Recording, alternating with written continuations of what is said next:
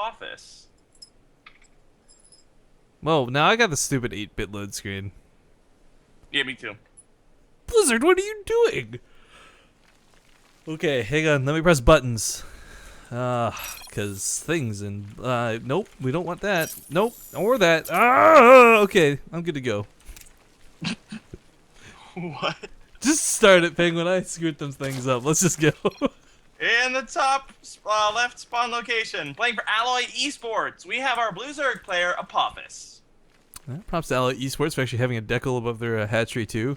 Not enough people are making use of that function.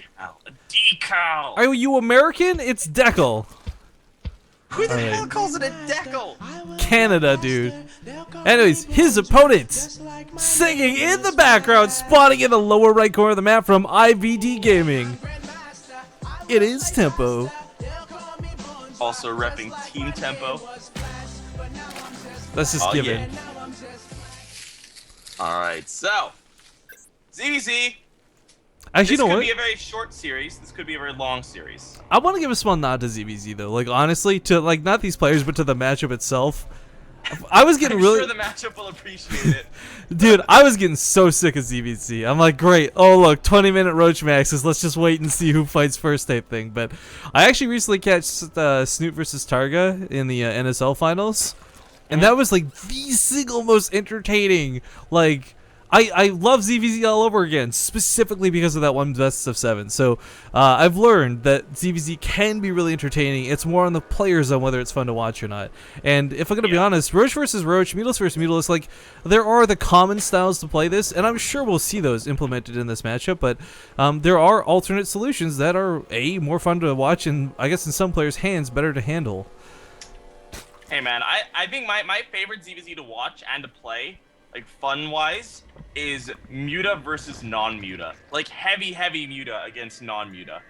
Dude, small nod Until to... the Hydra player starts making Swarm hosts. I need to give a small nod to anyone that can get Ultralisks out in the field. Oh man. Actually, speaking of entertaining, I'm sorry guys, we won't take too much attention away from the players. We actually have a lot to talk about, but just while we're on the topic of this, before we get away from it, Bly and Nurchio have some of the funnest DVZs ever. Because they'll do like Spinecrawler Wars and like Broodlord versus Broodlord in Heart of the Swarm, no less. Yeah, they have crazy mind games going on as well. They are teammates, so. Okay, so legit.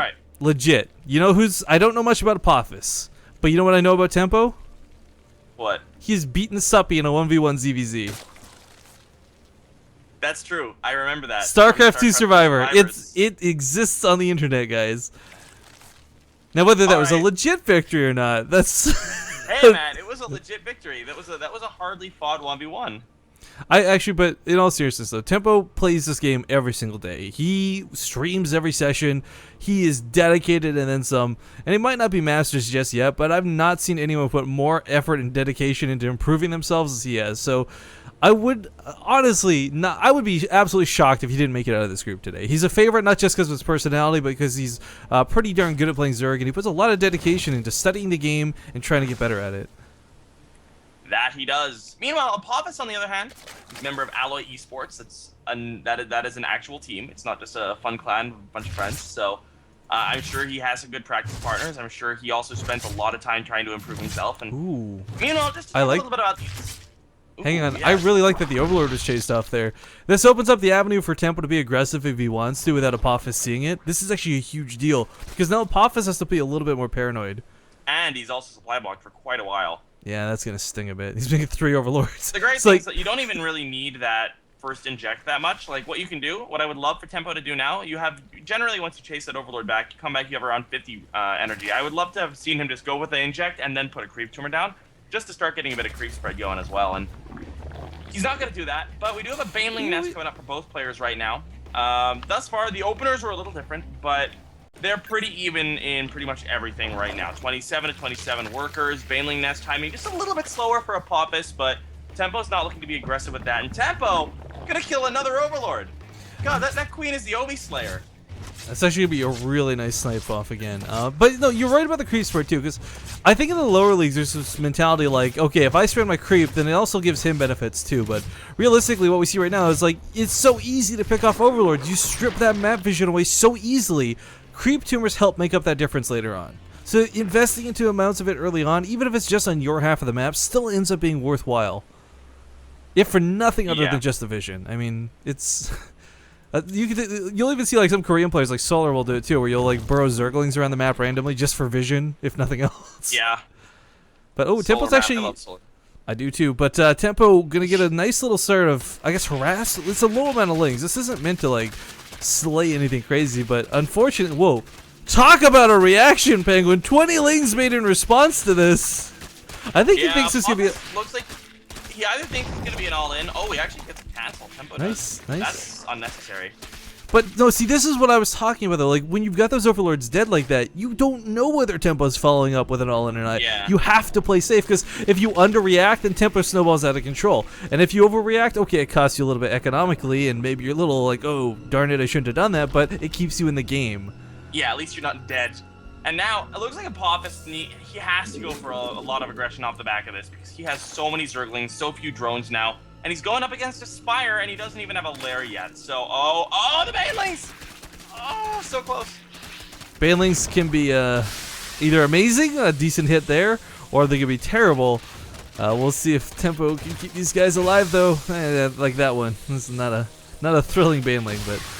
Nice play out of Apophis. Good control on the lings to bait out the Banelings. Yes, big props. Actually, it's very difficult to do. It takes some pretty good control, and even though he's like, it's not the perfect world where he's doing 1 for 1, but even 3 for 1 is a lot better than like your whole cluster of Zerglings. Yeah. Like, what is about to happen? Oh my god! That hurts a lot. That is gonna sting Apophis, but of course Tempo, I like this too. Like, we're talking about good Zergling control, and I don't want to take anything away from that, but Tempo with very minute amounts of Banelings. Like, I mean, talking like he had like what, 4 total for most of that? That's not a minute amount of Banelings coming out of Apophis, Rifkin. But will it matter with the Mutalisk coming for Tempo? I mean, oh, that's true. There's already Mutas coming out. Yeah, this isn't like really this... nice run by here on the 4th base. Apophis, like... Tempo's got, between the Queen, the Spinecrawler, and the Mutalisk about to pop, I really don't think he's going to get a lot done here. Yeah. Oh, not after eating those Banelings. Apophis. Apophis is taking some pretty nasty hits here. Now, the key thing about the Mutalisk, guys, like, actually, there are some strategies where you can flood Lings and beat out Mutalisk, because they can't kill all of them fast enough, but as we see here, they can snipe the Banelings with very little issue. And now with the Queen to focus fire and a Spinecrawler as well, he's not... Yeah, they're all dead now. Doesn't even touch the mineral line. But this isn't like 10 pool Banelings. This isn't like an all-in early on Banelings. This is just a huge wasted of Apophis. I mean, I don't want to make that sound too bad, but I mean, objectively, that's what it is, a bit of a waste. Now, his choice to go for a Spire, I really don't like this. No, not at all. If you're making the Spire after scouting your opponent's Spire being constructed and you're a little bit behind, go for it. That will work out fantastically. But he's never going to catch up to the Mutalisk count. Not with especially how many Banelings he's had to invest so far this game. And not with the 3rd base already up for Tempo. Yeah, this is looking really good for Tempo. Kind of one of those like his game to lose situations. Although Apophis hiding the Lings in the back, he knows not to have them on the front lines, and he's got some Spore Crawlers up. But even then, I don't know how much. Oh god, none of those Banelings even get killed going up to the main. He gets all the Banelings to the main. Oh, he kills so many drones with it too. Tempo is on fire. Yeah, this is looking better and better for our IVD player here, and overall, Tempo's almost double the supply right now. He's up by 3 workers, but 15 more in production, so he's going to be up by about 18 in just a second. He's up a base, he's up in Mutas. And Apophis is really supply blocked and has no overlords on the way, so...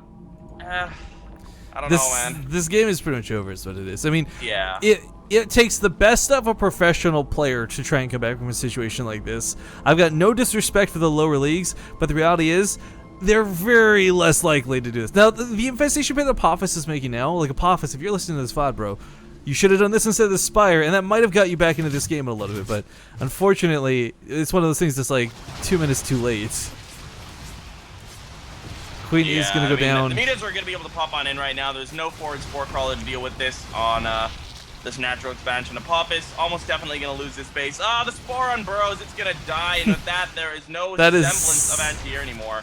9 Mutas on the way is not the right way to go. No, that's the problem. Like, if you kill enough of your opponent's Mutalisk, then maybe it warrants you making some, but he's even investing in the upgrades for it, which I find baffling on top of this. Because Tempo's already got +1 armor, but good game is going to be called.